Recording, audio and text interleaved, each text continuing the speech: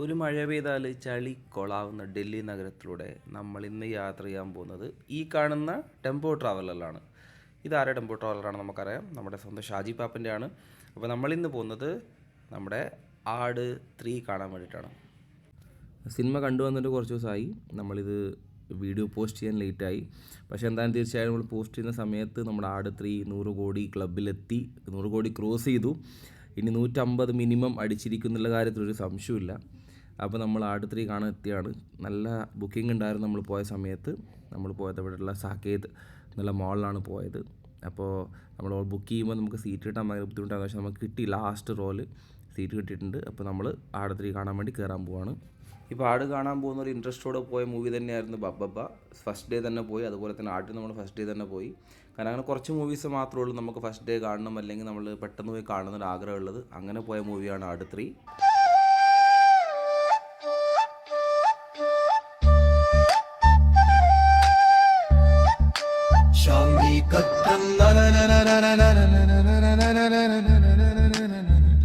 ഷാജി പപ്പൻ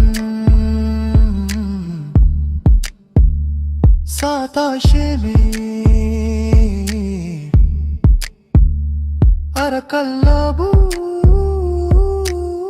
സർബാത് ഷേമിൽ captain Cletus. He is the dude. Shaji Pappan Shaji Pappan Shaji Pappan Shaji Pappan.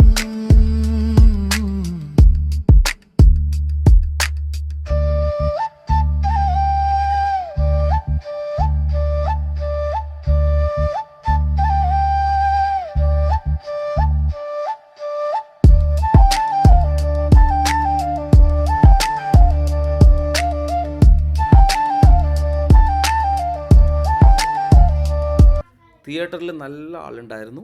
നമ്മൾ ഈ കാണാൻ പോയ തിയേറ്ററിൽ ഒരാൾ പോലും ഉറങ്ങുന്നതോ നെഗറ്റീവ് പറയുന്നതോ ഞാൻ കണ്ടിട്ടില്ല. എല്ലാവരും എൻജോയ് ചെയ്യുന്നതായിട്ടാണ് എനിക്ക് തോന്നിയത്. ഒരുപാട് പെൺകുട്ടികൾ ഇൻസ്റ്റാഗ്രാമിലും യൂട്യൂബിലും റീൽസ് ഇട്ടിട്ട് നെഗറ്റീവ് സ്പ്രെഡ് ചെയ്യുന്നുണ്ട്. അവർക്ക് റീച്ച് കിട്ടാൻ വേണ്ടി മാത്രം ചെയ്യുന്ന പണിയാണ്.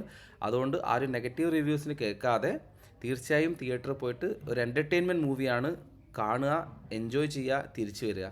ലോജിക്കും അതൊക്കെ നോക്കിക്കഴിഞ്ഞാൽ നമുക്ക് പടങ്ങളൊന്നും കാണാൻ പറ്റില്ല. അപ്പോൾ എപ്പോഴും ഹൗസ്ഫുൾ ഷോസാണ്. 150 കോടി എത്തട്ടെ. അപ്പോൾ ബൈ ബൈ.